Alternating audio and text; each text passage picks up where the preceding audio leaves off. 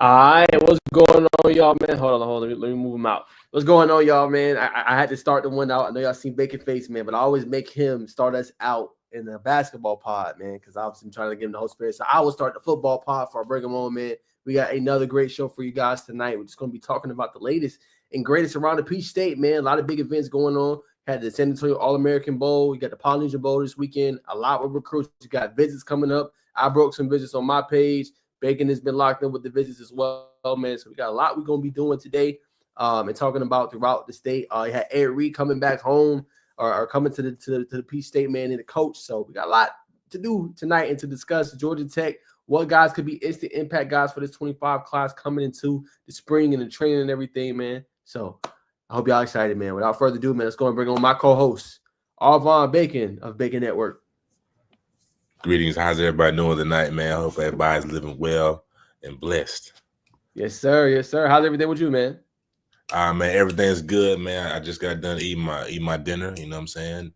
So I'm smooth, man. I decided to go low light tonight, add a little dramatic effect. Excuse me. Love it. Love it, man. Yes, sir. Just ready to hop into it and create some moments, create some laughters for the people, man. Give some good information. 100%. Speaking of, man, obviously it's been a busy week, man. Obviously some big time bowls is going on, man. But for you, big offseason storylines. Matter of fact, let's go ahead and start it there, man. I need to get your instant reaction to this. This is one of the biggest news here in the state that popped off today, man. But I got to get your thoughts, man. I think this is a blow. I think he's one of the best coaches here that we have in the Peach State. Yeah. But he is going to Northside Warner Robins. I'm sure you've heard the news unless you've been living on a rock. But what is your thoughts? Coach Boone, man, gives his farewell to Langston Hughes after 6 seasons and will be headed to Northside Warner Robins. What is your thoughts, Bacon? Yeah, man. When I saw the news, I was like, this has got to be fake news, man.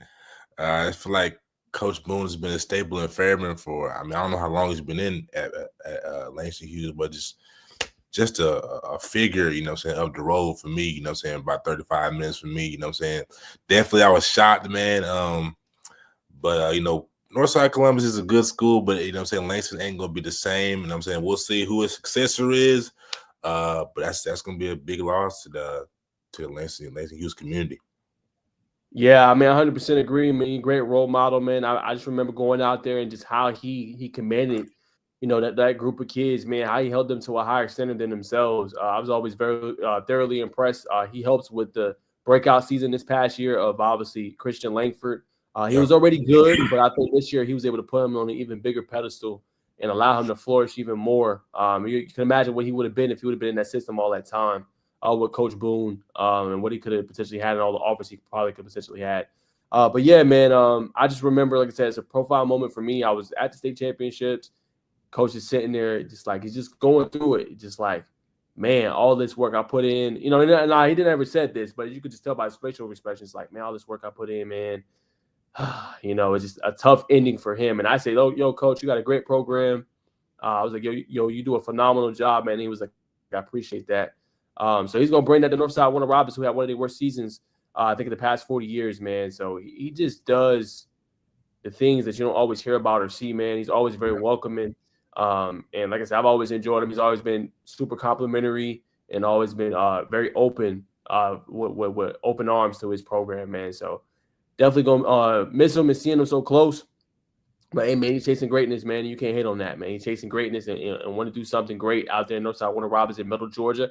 He will have a task against him because he will be in the new county with Houston County, Thomas County Central, Coffee, Warner Robins. So it'll be tough, but if you talk about a coach that's ready for it, it is him. Obviously won state championship in 2022, came up just short in 21 against Buford, and went back this year and gave Moten a really good test that first half, man. And they was throwing blood. When I say it was haymakers, they was throwing bacon.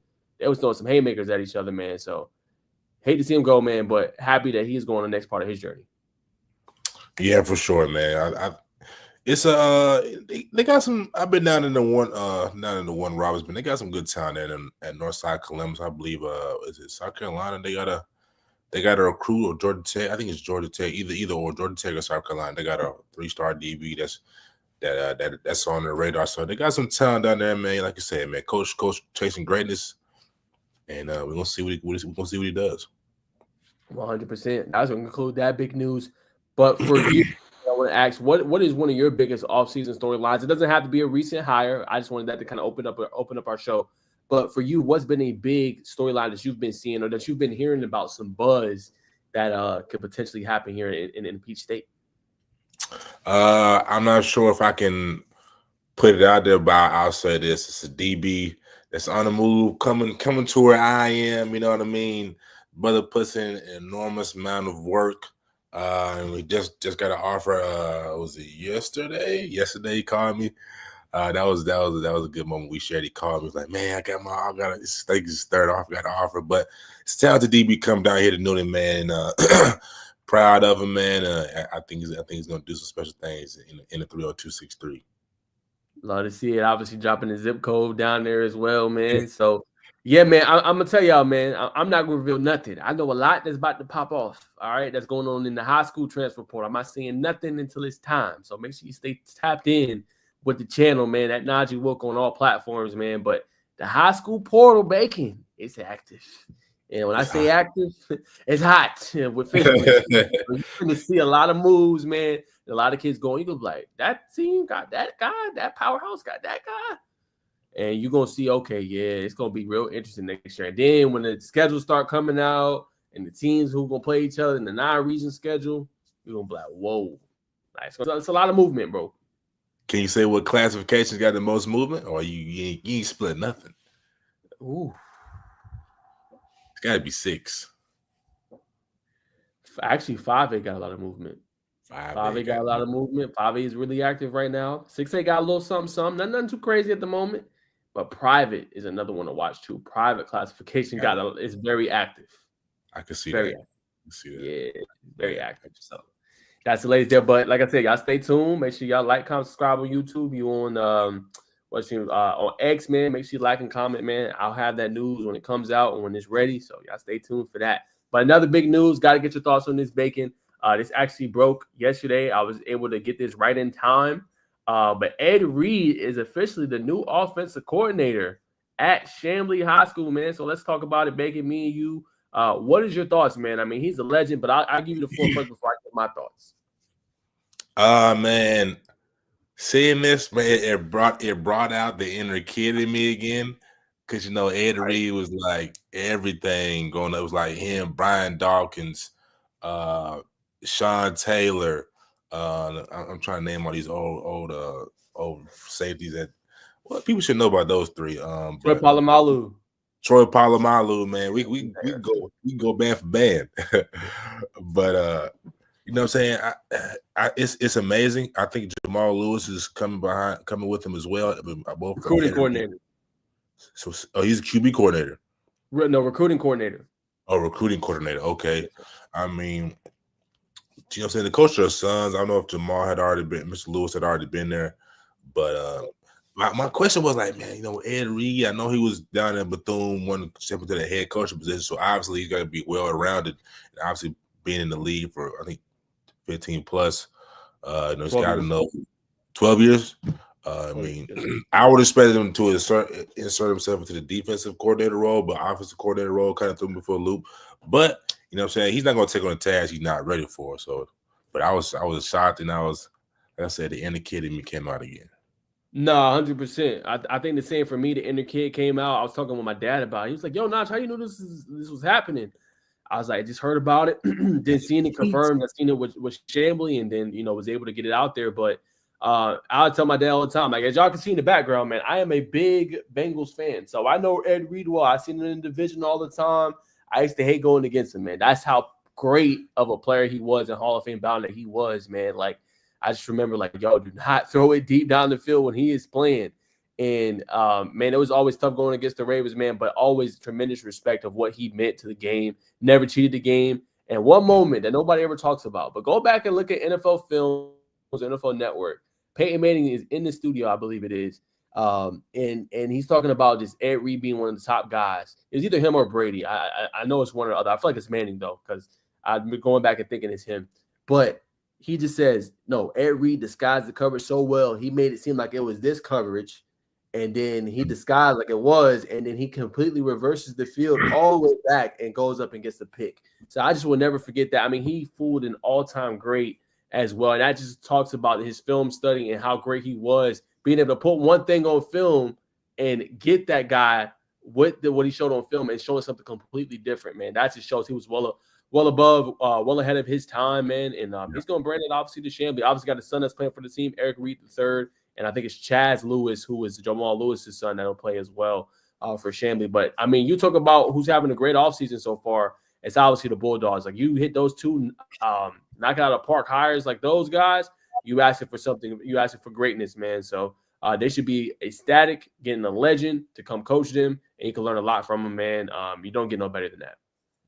Nah, that's a fact. I know people are gonna be trying to run, jump through hoops, go to JHSA, man. Let me play here all season.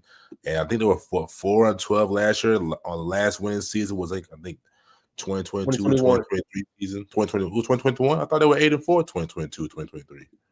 Maybe I'm wrong. But yeah, so I know it's a lot of excitement in the Chambly area, and for good reason, man. So just ready to hear the offseason news, man. Maybe they come down this way, or maybe I go up that way. But you know what I'm saying? Definitely gotta see him, man. For sure. No, 100%. Definitely gotta see him and see what they all about, man.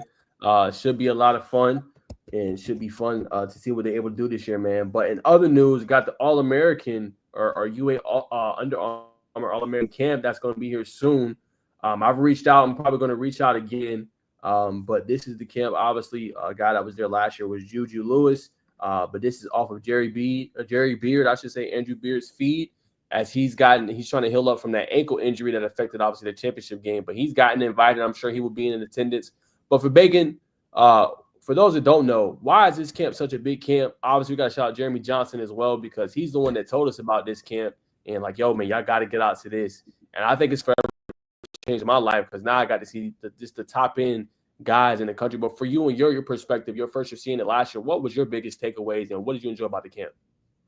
Man, the camp is so electric.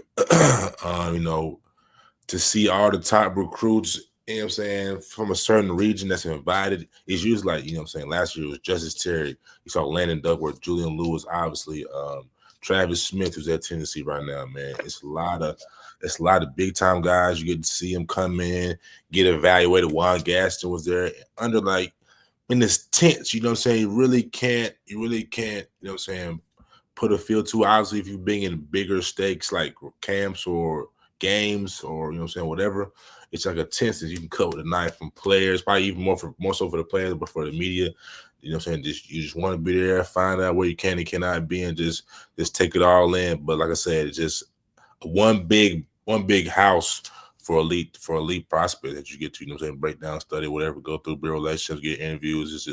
It's a playground for sure.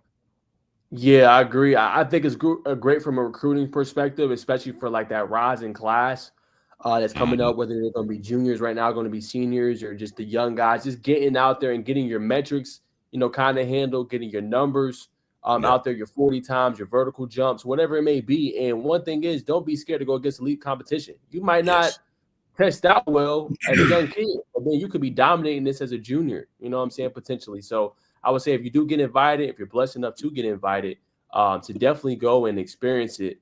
And worst case is you'll be. I think he tapped out. But like I think it was get ready to just say, man, don't be afraid to get in with the big guys, man. You know what I'm saying? This is also a platform where you prove yourself, man. You come in. Go ahead, brother. I want you to go ahead. No, you good. Sorry about that. I don't know what's going on with my internet. But yeah, no, I was to your point, Bacon. I was just saying this is a great platform. You can prove yourself. Your number's not great. You can improve it the next year, and then just taking that exposure and getting yourself more out there, man. I think it's crucial for these kids, man. And like I said, if you want to be the best, you got to go against the best. Yeah, if you want to be the man, you got to beat the man for sure. 100%, man. So yeah, man, that's the camp. We definitely gonna try to go. I've reached out obviously already, just try to get the invitation or the invite to it. We'll see. I haven't heard anything yet, but I'm gonna reach back out next week. You know, as media members, you got to be active if something you want to go to. But that is one. It's gonna be a lot of fun. So hopefully, you know what I'm saying, we get to see these guys. And obviously Bacon will be the same thing, guys from all over. I heard Tennessee's in the building, Florida, Alabama, Mississippi. So it'll be a whole bunch of key targets again. Definitely, man. Definitely. Just gonna echo, man, like what he said. I can't stress it enough, man. Like let's see who was somebody big. Tyler Ford last year not put himself on, but just took his aura to that next level. Douglas County, Jordan Carter, dominant last year. You know what I'm saying? You just go there, you dominate. You know what I'm saying? You could go from a mid forward or high forward or whatever. You can pick up 10 hours. You just got to go there with a mission and goals and do that and act. You know what I'm saying? See yourself before you go there doing those things and get there and perform, man. 100%, as Bacon said. All right, man, we got more news. Let's talk about this Polynesian Bowl. A couple players we're going to highlight here. A big-time competition that will be this weekend featuring all-stars. Obviously, you can see Aaron Gregory's here. Tay Harris, who we'll talk about more here in a second of what he's been able to do so far. Antoine Hill Jr., several name-brand Georgia players. But what's your thoughts, Bacon? I think this will be the final one for the high school players. Obviously, you had the Navy one. You had the one in San Antonio. That was the Navy one. You had the ESPN Under Armour All-American game. But just what's your thoughts on this one? George McIntyre, another guy that we was able to see as well. Right. Man, I think this is the first Polynesian Bowl where they're having the most 5 stars, if I'm not mistaken. So this is a historic bowl for them or showcase for them. But you know what I'm saying? You can see it in the list, man. You got George McIntyre, DeCarian Moore, you know what I'm saying? Josh Petty, Aaron Gregory, Devin Carter's in the building, you know what I'm saying? Antoine Hill. So, you know what I'm saying? I think Jaden Pilati, Sons, what's his name? Offensive lineman at Tennessee, but David Sanders. You know what I'm saying? You got a lot of talent here, you know what I'm saying? Just it don't get no better, you know what I'm saying, than this time if you're a big high school fan and wants to see elite talent go up against elite talent. But you know, Tay Harris, I know as Najeh will get to in a minute, just spectacular, brother. Spectacular, man. Nah, 100%. And speaking of that, obviously, I won't waste no more time. I'll show you guys the clip via Greg Biggins. He had it. He is there. Obviously, I am not there. But obviously, he's there getting this footage, man. But I mean, I think my biggest takeaway for Tech fans that's watching, I hope you guys are, you're seeing the future of guys just dominating. Right now, obviously, this is not a big thing. But again, he won the fastest man challenge, right? He's outrunning guys in an elite set. You know what I'm saying? So that's huge when you're seeing a future Georgia Tech man is obviously doing that, right? And obviously, what's his name had a post, Kelly Quillen had a post about it, how he's dominating out there. Another one that's been dominating too, and I'll show you guys here real quick, is Dalen Pinson. He dominated as well where he was at. So as you guys can see right here, locked in all week, this via 247 Sports. I don't know if y'all can see that. Hold on.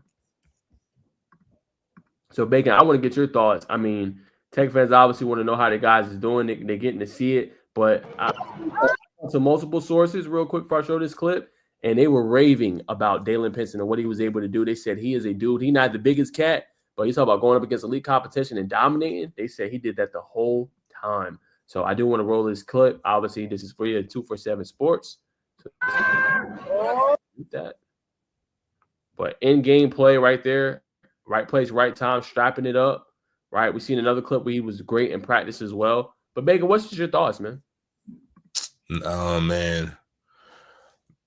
Not surprised. Like I always reflected back to what I seen at the Grayson Paddock camp. You know what I'm saying? I said this on this pod before, man, when he was going back and forth with the Gainesville receiver. They said, I bet, and lined up against him and jumped the route so nasty. I don't think I've ever seen a route get jumped that nasty and that spontaneously. So just an athlete who's wound tight, man, is very confident. That's what you want from your defensive backs. You know what I mean? Just going to let you know it. You know what I'm saying? It's going to be he's going to be even more impressive when he hits that weight room hard, gets on that Georgia Tech meal plan, you know what I'm saying, and kind of beefs up, I guess, what people kind of say he's not as big, but I guess puts maybe 10 to 15 on, depending on how they're going to treat it.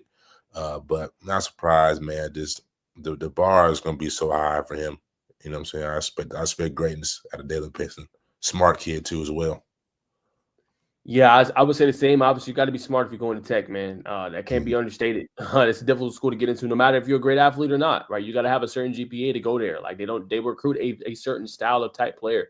And I talked to multiple sources inside Georgia Tech, and that's something they don't play about, right? If your grades are not good, they're not going to recruit you. So that's something to stand out about as well, man. But yeah, I mean, seeing both of those guys, obviously, I know Harris as well. I have a good relationship with him. I'm always blown away and impressed, man. Two elite guys. They still recruit. They recruit hard. I've seen Tay. I've interviewed some Georgia Tech targets, and he always says home is home, and come to Tech, be great. So when you have somebody that is just getting on campus and still showing out and recruiting the next class to come in too, that shows a lot about how he feels about them. So I don't know, man.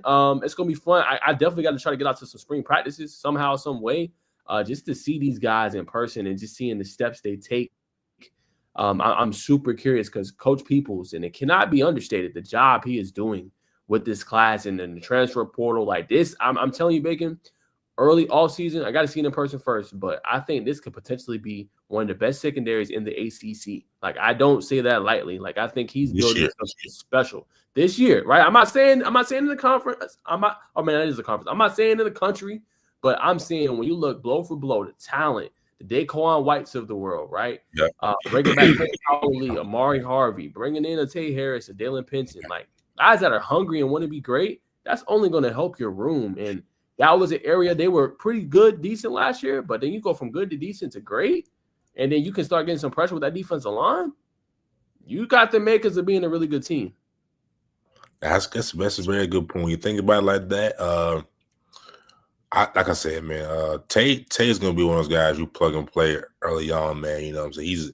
He's a generational talent to me. Very special. So that's a valid point, brother. That's a valid point. I gotta, you know what I'm saying? I gotta put a tip in your basket. Okay. So you have to concede that point, huh? I gotta concede. I love it, man. I appreciate it, man. Yeah, I'm excited, man. But obviously, we and if you guys are tapped in on Georgia Tech or Yellow Jackets on SI, make sure y'all go over there, man. It's free, man. Like I said, we don't charge, but go over there, read some of our great content, man. Me, Bacon, we all do a good job. Jackson Cardell, appreciate him, our editor. He lets us pretty much write anything, man. But go there, man, and check out our content. Great stuff. Bacon is doing good with the basketball recruit. I'm helping him out there as well. And we always tapped in with the football, man. But we really think this could be a special year for the Yellow Jackets and what they're doing. I'll throw the Bacon. Hold on, before I go to my next point. But just before we move on, because we brought up, I said Josh Petty's name. We didn't give an update. I know some fans may have not read some articles. Like, man, where Josh, man? third highest ranking recruit, you know what I'm saying, in Georgia Tech history. But the big man, today they've hit the field, you know what I'm saying, due to the Pacific time, whatever it is out there in Hawaii.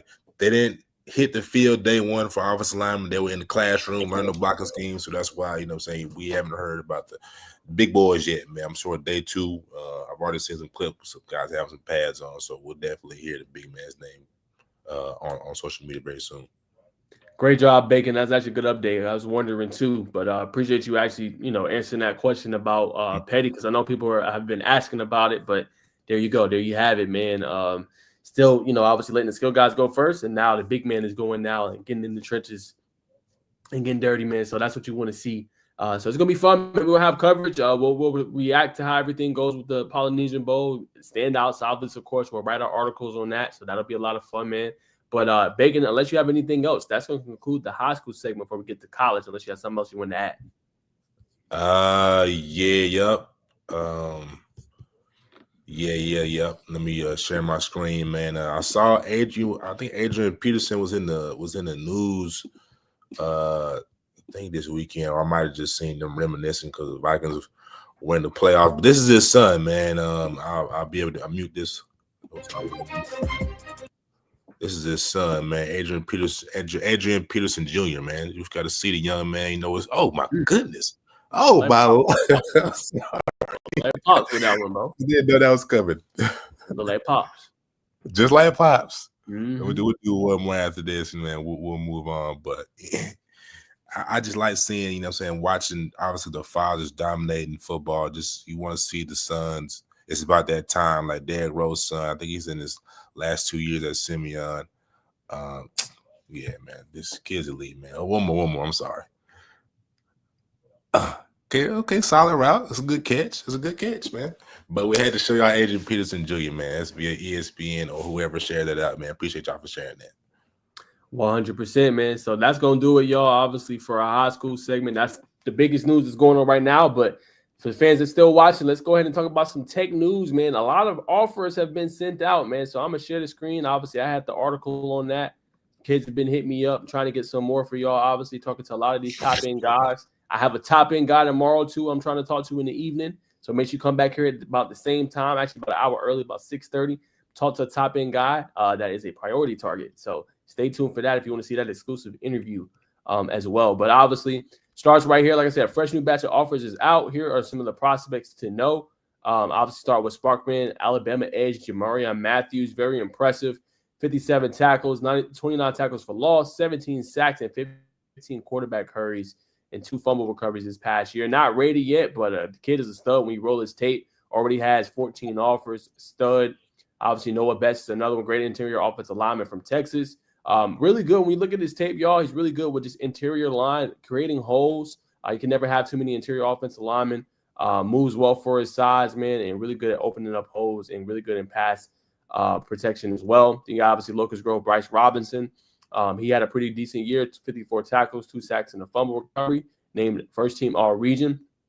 Now Camden County wide receiver / athlete. He's going to see a little bit more burn this year, right? Obviously, they had Elias Williams, who is a Georgia signee now, and he had obviously a great career there, but he was kind of that feature guy. So now he will kind of take over and be the feature guy, really explosive offense. And when he gets to open space, man, he's something special. So that's going to be one to obviously keep track with and to continue to watch. And then Dawson Jacobs. You talk about a guy that's building a name for himself across the state. That is him. His big brother is DJ Jacobs for Blessed Trinity 2027 class. He's the younger bro in 2028, but he already has double-digit offers. Had a pretty explosive year, 53 tackles, 13 tackles for loss, 5 sacks, 2 forced fumbles. That's a guy that's making a name and a little bit of burn about himself as well. And then Tico Crediton Jr. from Ladonia, same kind of thing, 6'4", 300. Very explosive, 25 tackles, 15 tackles for loss, 2 forced fumbles. Just a guy that gets over the middle and does a really outstanding job. Now, a guy that's blown up that I interview is Caden Spratlin, and Bacon might have a little bit more of him because I know he'd be out there in that Carrollton area. But I was impressed with his just playoff run this past year with Buford. Took over the game, had a forced fumble, and he's a very team-oriented guy. Doesn't never puts the praise on himself, but always his team. But you talk about a guy that got better and better throughout the season. This guy did. Yeah, I don't have anything crazy exclusive other than that I was just as surprised as everybody when I turned on my TV and saw I had that strip sack against Dayton Rayola. But you can just see, man, a lot of a variation of pass rush moves, very relentless. You know what I'm saying? Good frame. I was supposed to set up an interview with him. We never kind of worked everything out. So maybe we're gonna have to spin a block and get that for the people, man. But a prospect that's very impressive to me. 100%. And he got obviously CJ Gamble, underrated guy, but finally getting a little bit of shine. 3-star linebacker this year.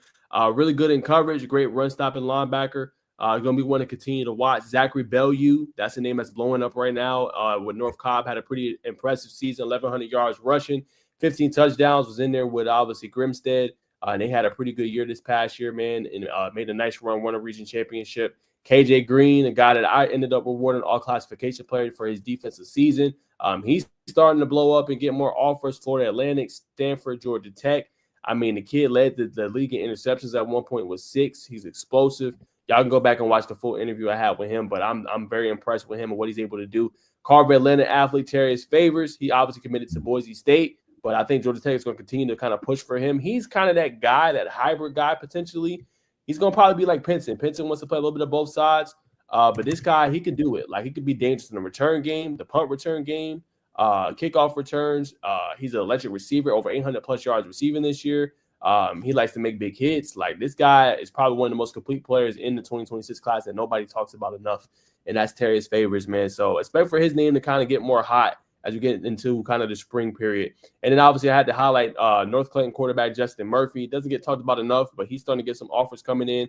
Texas A&M is one, obviously. And then you throw in Georgia Tech, dual threat quarterback. Those are great deep ball, very underrated. But we'll see what he's able to do, obviously, going forward in the future. And last but not least, the big man. This would be another elite get for Georgia Tech if they were able to land him. But Kelsey Adams, 2027 class, one of the best prospects in the state. It could be an anchor on the offensive line. I think he's a 5-star per 247 Sports composite. and he's going to be one of those guys that's heavily coveted. But Bacon, out of this list, who stands out to you? Probably Favors, Adams, Kelsey Adams for sure. He's a game changer. Really all of them, but the main two, I even like KJ Doriso for sure. All of them, like I said, but those three are probably my biggest ones for sure. Yeah, I think those are game changers. Okay, and then speaking of, I want to get your thoughts because you seen him at the MC Rising Seniors game. I could not find it, unfortunately, the clip, but you highlighted him. Been on high on him for a long time. I think you even featured him on an interview of yours. Can you talk a little bit about him? Yeah, KJ, he tackled was a 4-star running back out of or wide receiver, Nylan Scott from McEachin.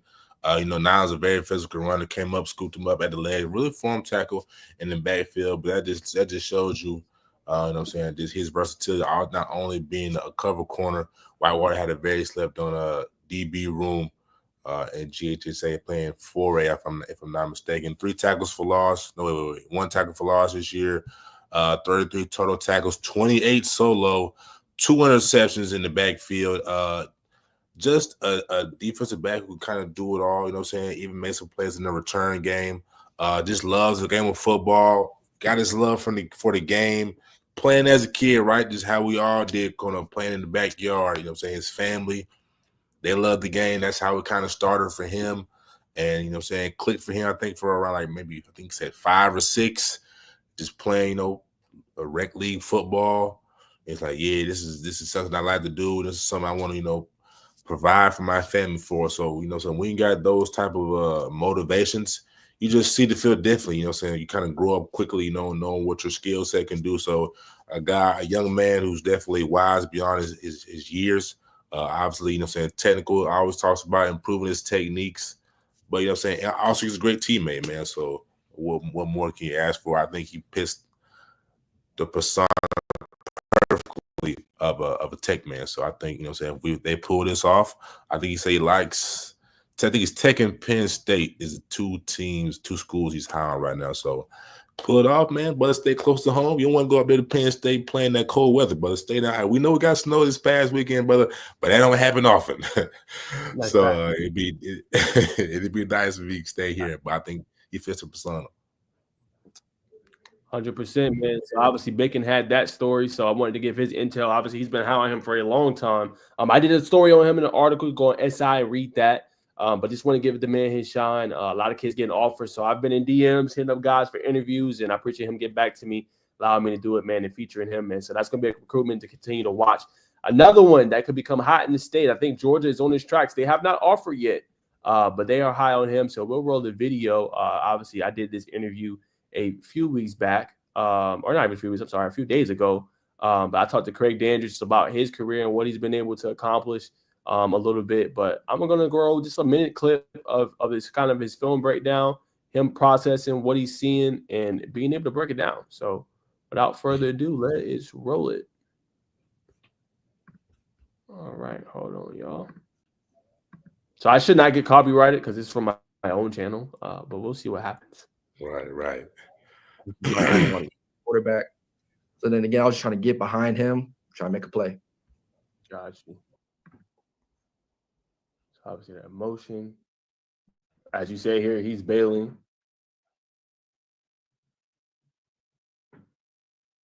That's crazy too, because that's really technically double coverage. Because, I mean, obviously he's bailing over the middle, and this guy, you've obviously lost this guy, but still. Yeah. We got to break that down, man.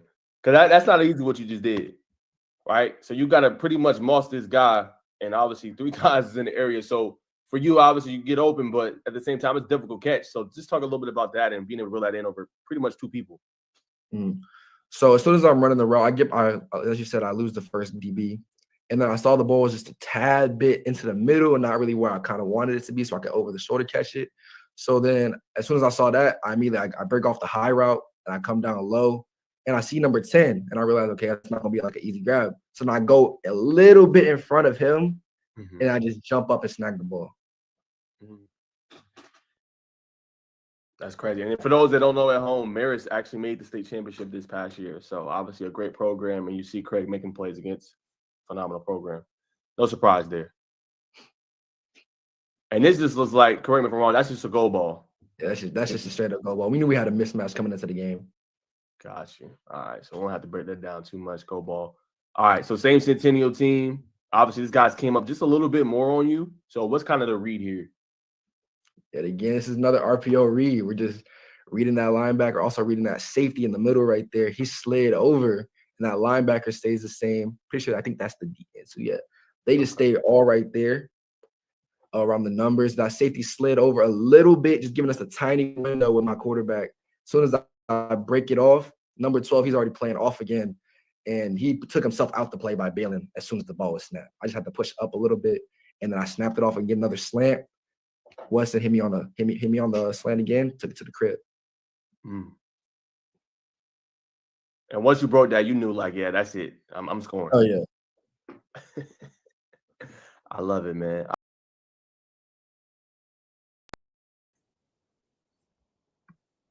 All right, y'all. As y'all can see, we are back. Just wanted to show you a little bit of breakdown. I know the thing was a little bit choppy. I do apologize for that. I don't know, whatever it is, when you do it on Wi-Fi, y'all, and you try to do the breakdowns live, I don't know why it just gets real choppy like that. But I hope y'all enjoyed that. But like I said, high-level breakdown, that is from Craig Dandridge himself. I talked to him, like I said, a few days ago, had him featured.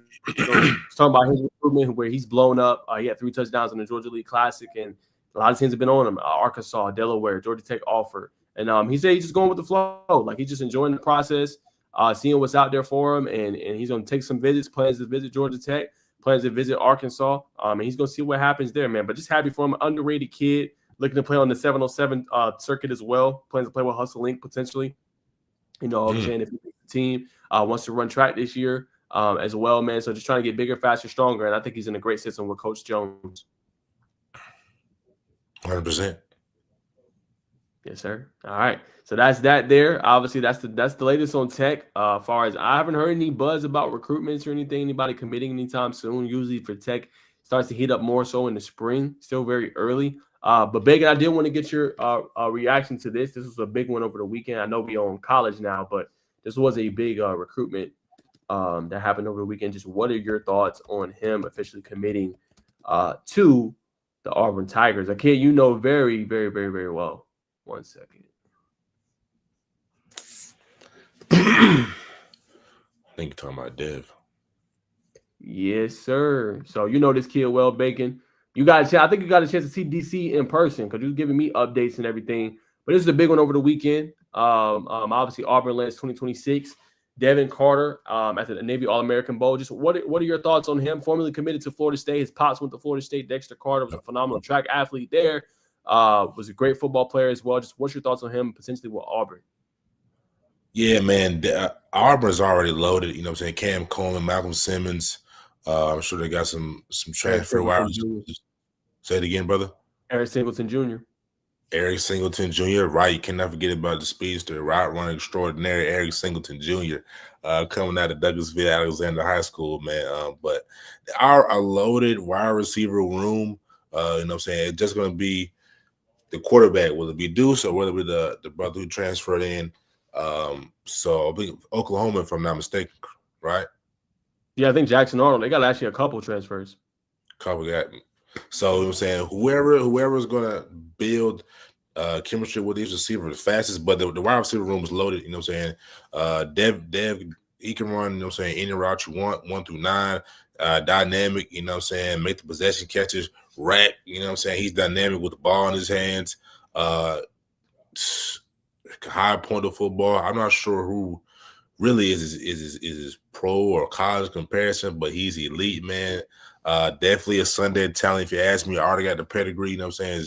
His father, if you don't know, obviously we know he played at Florida State, but played with Deion Sanders at Florida State and San Francisco. They won a Lombardi trophy together. So just if you're an Auburn fan, you know what I'm saying, watching this, it's an embarrassment of riches that they have going on down there in the Plains, man. So, but shout out to Dev, man. He's going to do great things there.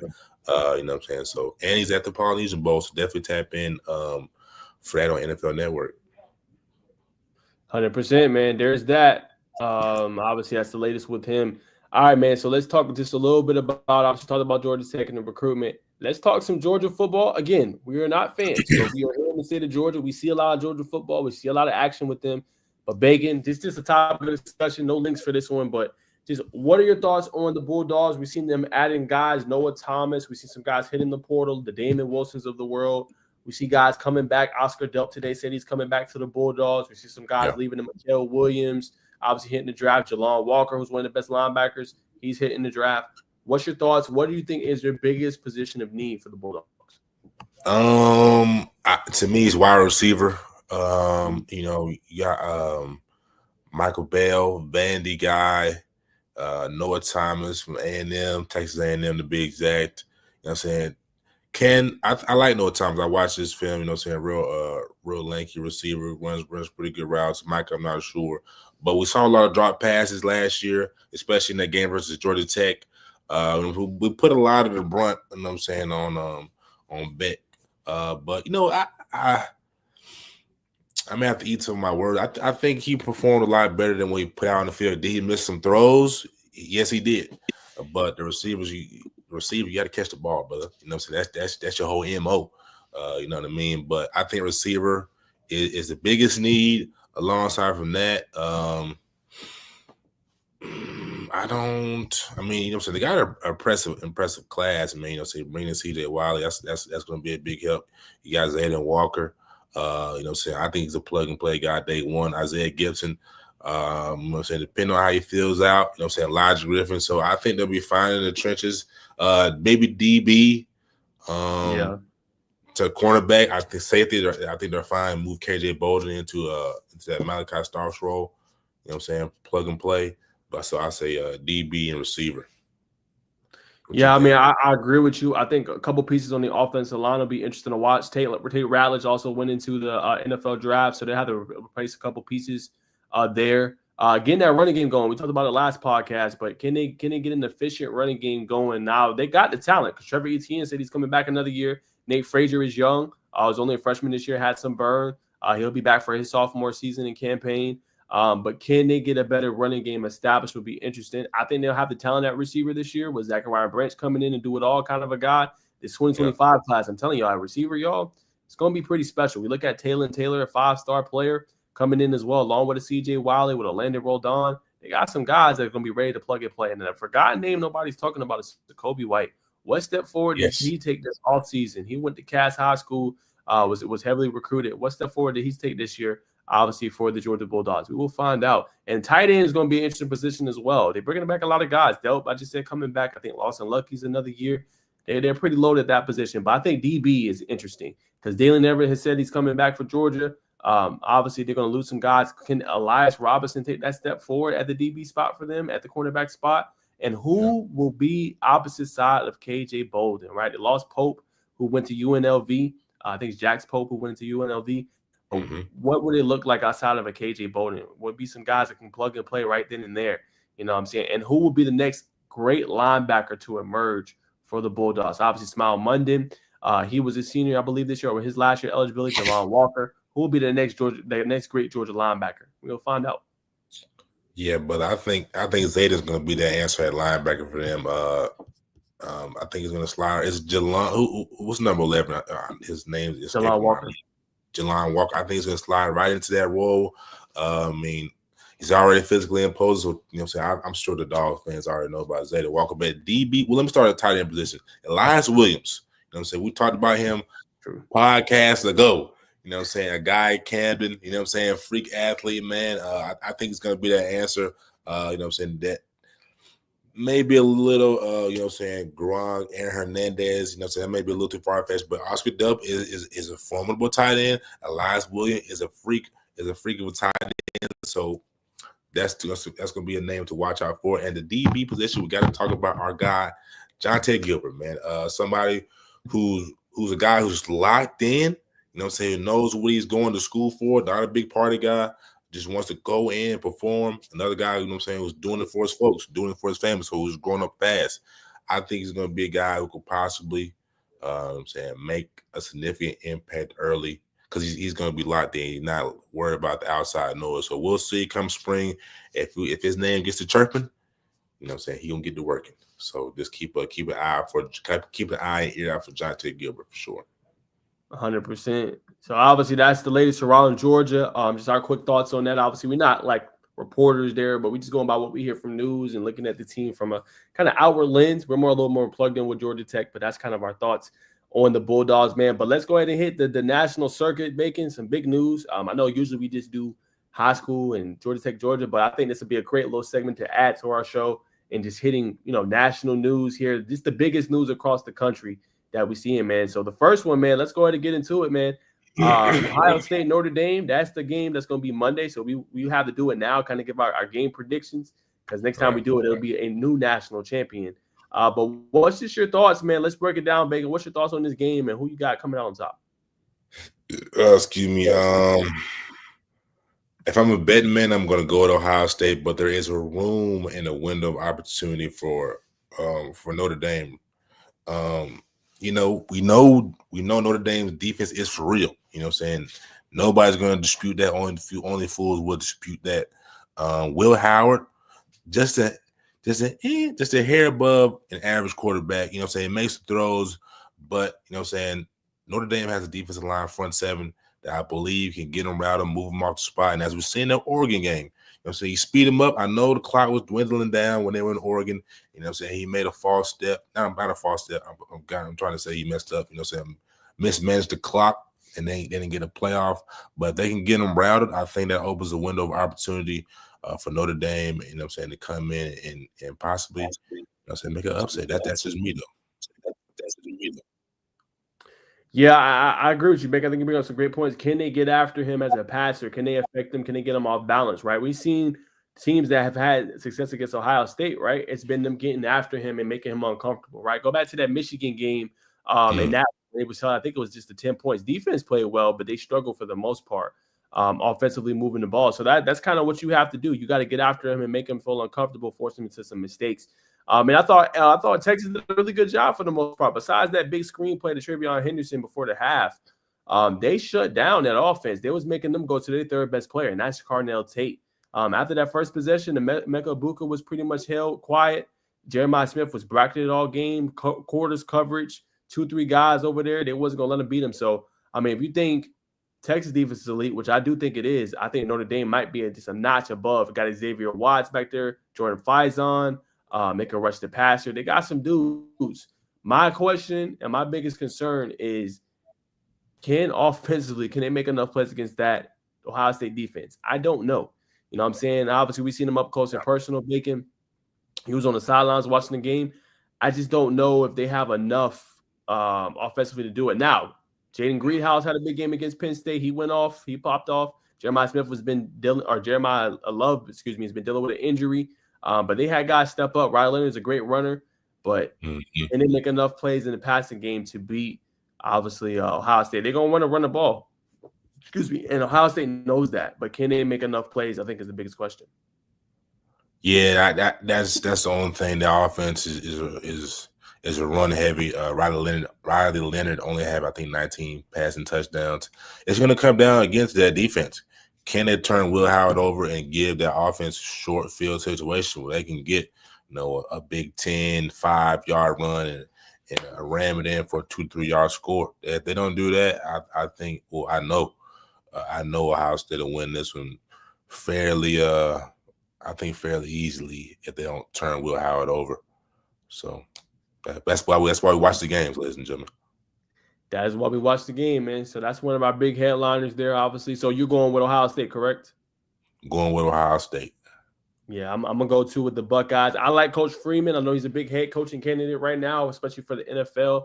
But I think he's going to be able to do enough to pull this off, and make this a game. You know what I'm saying? But I'm still going with Ohio State to come out on top till I see otherwise. Jack Sawyer, shout out to him, a Columbus legend now after that big play he had against, obviously, his former roommate, Quinn Ewers. But I think Ohio State has just enough, that physicality, that offensive lines have been playing really great this year. Quishon Judkins, Trevion Henderson. I think worst case, they'll be able to keep the ball away from that Notre Dame offense, man. But I think it'll probably be a tough one, but I think two really great teams. So before we move on, over under 100 yards for Julio Jeremiah Smith.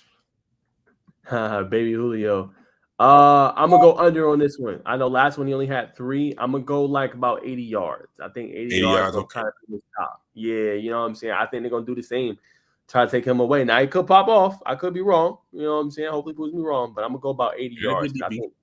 Yeah, I think that's a defense that knows what you want to do. They want to take it away, and we seen that with Notre Dame. They did that in that game. They made something else beat them, and they took it away. The worst thing is that Nick Singleton had 3 touchdowns. You know what I'm saying? Yeah. Rushing the ball, but it was like, we'll die by that instead of you beating us with something else.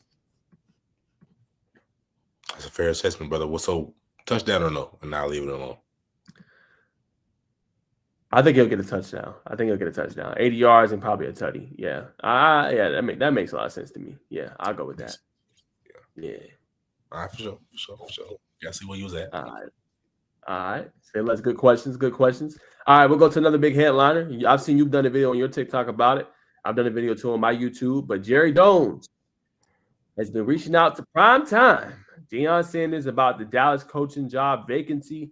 What is your quick thoughts on this, brother? What do you think about him? Will he potentially leave? I know there's been reports that he said, I entertained it, but I feel good about where I'm at. What's your thoughts on the latest with Coach Prime? Yeah, man. If I had to put money on it, which I'm not, I don't even play Prize Beats no more.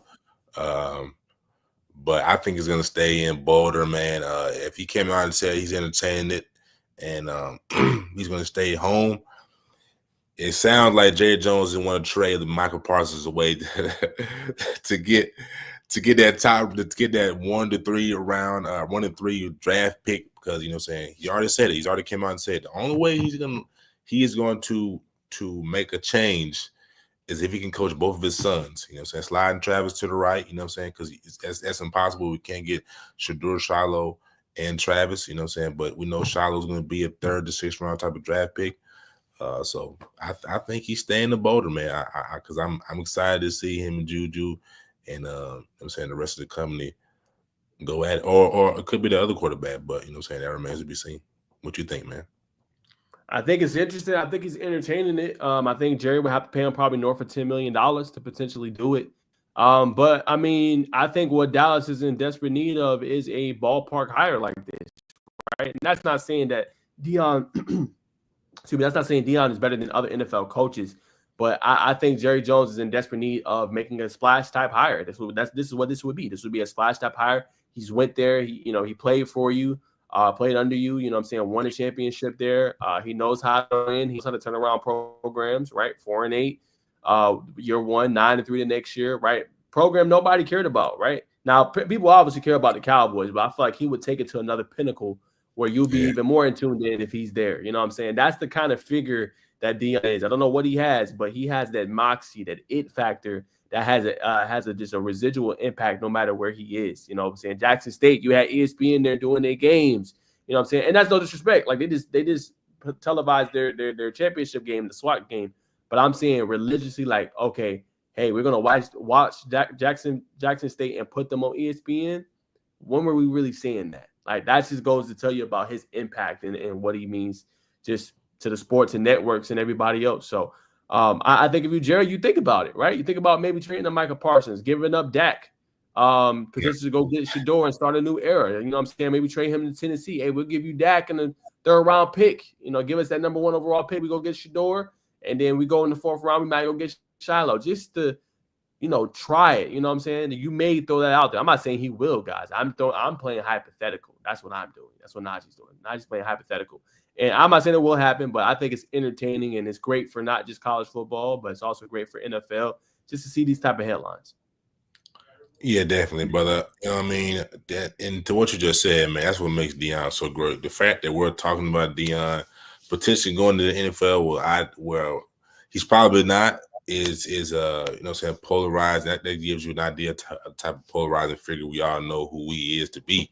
But what makes him most intriguing, to the point you said, why he still is SWAC, even though he's outside of SWAC, is his ability to want to draw in players. Like he brought in Travis Hunter, you know what I'm saying?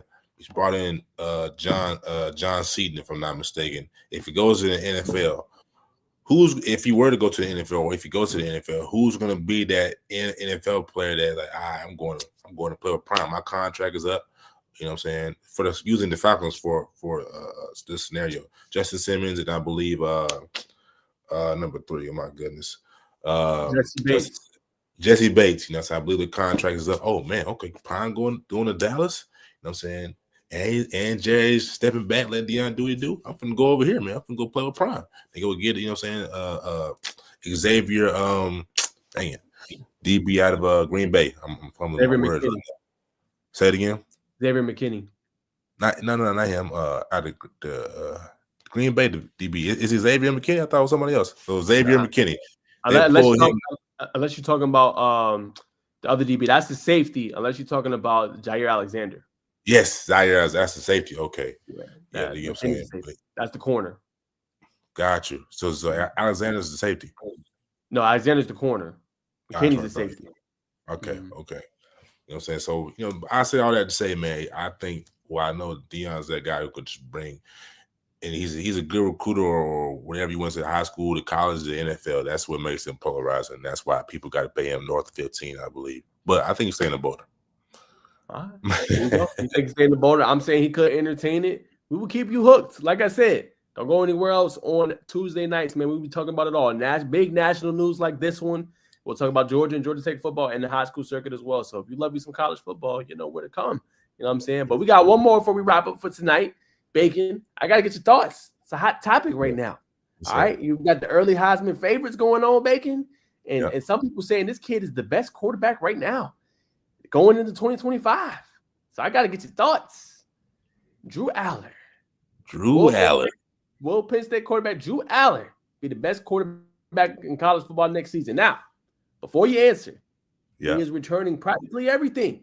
All right? No Abdul Carter, but they returning their defensive lineman. They're returning a big-time DB. They're returning back Katron Allen and Nicholas Singleton, both 2 1,000-yard rushers. I think that might be the first time in Penn State history that's happened. But 2 elite guys. What's your thoughts, man? This is a hot topic. I need to watch him to really say no. Obviously, since I haven't seen him, and you got a guy like Arch Manning, you know, a name that's floating around Texas. I kind of beg to differ. So I'm saying you got to definitely throw Arch Manning in there. Lenoris, but I don't know if I can put Lenoris in the Heisman, maybe Heisman watch. So we'll say Lenoris fellas just for the sake of the argument. He's in there. He's in that preseason Heisman watch. And I'm gonna do some Googles, but definitely Arch Manning, Lenore Sellers.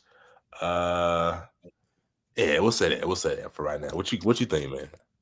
Yeah, I mean, I agree with you. I watched him play. I'm not gonna see. So he got so much grief about that play over the middle of the field. Now, if you're a quarterback, you know you can't throw late off your back foot over the middle of the field. You're asking for it, right? Through that interception that ended their fate, essentially. But what it comes down to, man, he got to take that step forward, right? Like this next year is the year for him, right? This is it, right? You're going to be looked at as kind of as the savior. And this, I haven't heard anything about James Franklin, but this could be last year. Like if they don't, they may have had a good run, right? They made the Final Four, but Penn State needs to take that next step forward. Now, they were able in the playoffs. They beat Indiana. They beat Boise State. They hung tough with Notre Dame.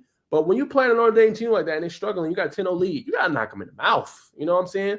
Now, he didn't have a single reception in that game to a wide receiver. A single one. So, first off, before I even talk about Allard, they got to go address receiver, right? You got to go get some dogs, okay? Everywhere else you got dogs. You got dogs at running back. You got dogs on defensive line. You got dogs at safety. You got to go get a dog at receiver, man. That's what this team is missing the most. But it has a really great ratio, 53 touchdowns, I believe, just 10 interceptions over the course of his career. So it doesn't really turn over the football. That's why that turnover was just not simply something that he always does, right? That's kind of atypical for him. You know what I'm saying? But to say he's the best going into next year, I can't say that just yet. I'm not going to go there. I just can't do it. I just can't do it. Is he in that conversation for top 5, top 10? Sure. But I'm looking at a guy like a Cade Klubnik, who's underrated for Clemson. That receiving core, what they got with Brian Wesco and Antonio Williams and what they can do. Now, obviously, you guys know on my channel, I just talked about Clemson just getting the former Penn State defensive coach, signing him to a 3-year deal worth $2 million annually. We see how good that Penn State defense was. Right. So now you got an elite coach coming to Death Valley, potentially. You feel pretty good about that. But he's a name. Garrett Nussmeier is another name I want to bring up out of LSU. He's returning for another year. I want to see what he can do. I think his biggest thing and his flaw is going to be the short, intermediate routes, taking what the defense gives you. He's elite down the field, but taking what the defense gets you. Too much looks for the big-time play. All right? I'm going to throw out another name for Tech fans that could be watching. Haynes King. Let's talk about it. 14 touchdowns, just 2 interceptions, right? He was top 12 in QBR this past year. Yo, we got to talk about him, man. He can get it done. We seen what he did against Georgia. Had them boys on the ropes. All right, the ropes. You know what I'm saying? That's an elite quarterback. I don't care what nobody say, man. If he can stay healthy, Tech is dangerous. You've seen it, what they could do against Georgia, some of the top 10 teams. Just got to keep him healthy, man. One of the best quarterback rooms they got returning, I think, in the country, right? Next name, DJ Lagway. Ain't nobody talk about Twin, but he is that dude. I'm telling you. You know what I'm saying? He got to clean up some things. That completion percentage wasn't looking too hot, but he was the best downfield thrower in college football this past season. There are statistics to prove it.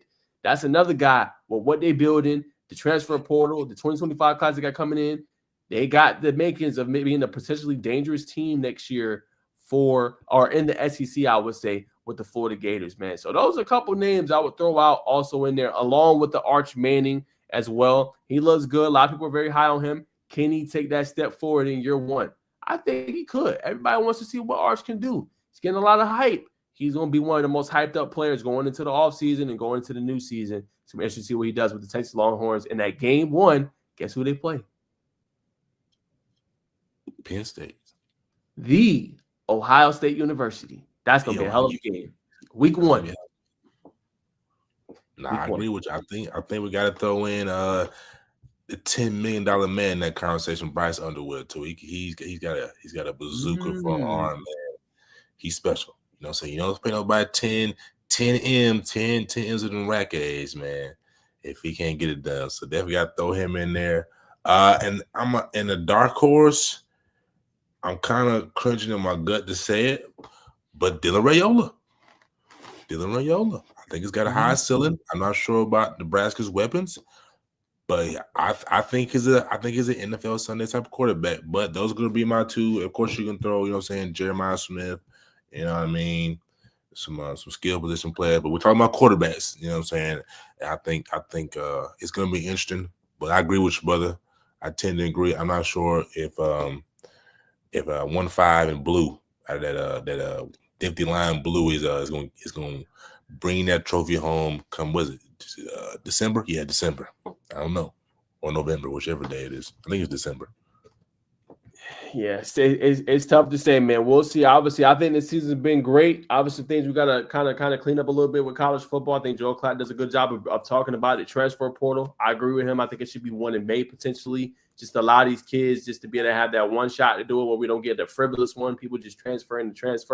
You know what I'm saying? But we'll see. We continue to have updates on college football with national news. We'll have it here on the show and talk about it, man, on Tuesday nights, man. But Bacon, before we wrap up for tonight, I'll throw it to you. Any other topics you want to hit before we wrap and close?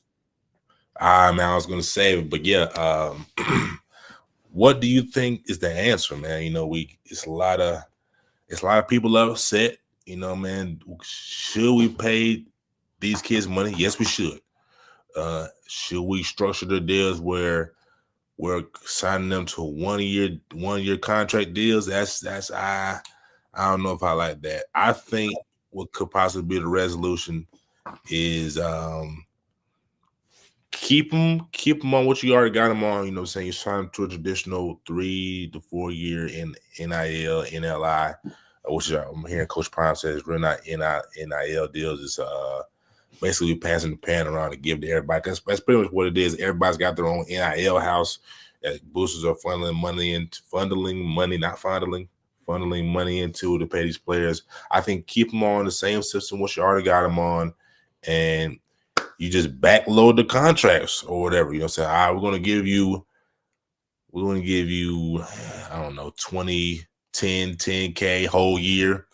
That way, you know what I'm saying, you got you some money or whatever the amount, you got you some money, kind of got some walk around money, do some little things, but you don't have enough money to where you can like, all right, coach, I'm not, I have enough half-ass money where I can come to practice half-ass. I got 90K. I'm finna ball out. backload that money when they get out of college, and in real life hits them like, oh man, coach, I appreciate something Nick Saban would do. You know what I'm saying? That's what I think. What you think, brother? No, I agree with you. I mean, I like the 3-year model.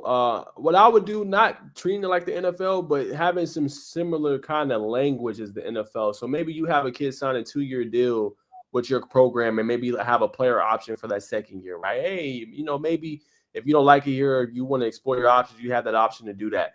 It's very simple, right? I agree the players should be paid 100%. I've been on that avenue for the longest. What they have to do is in the contract, and kids need to make sure they read it, and they need to make sure, having somebody present that can help them with it. But they need to put stipulations in the contract because that is what the NFL is. You know what I'm saying? Now, it's not the NFL, but they have certain things, right? Incentivized, right? Okay, if you get us to the college football playoff, this will be your incentive, right? If you get us to a bowl game and we win 6+ games, this will be an incentive for the team, or this will be an incentive for you, right? If we make the national championship or the semifinals or the quarterfinals, this will be your incentive, right? But at the same time, to get that incentive, right, you got to attend all your classes, right? You got to make sure that you are attending all practices and meetings. You can't be late to meetings.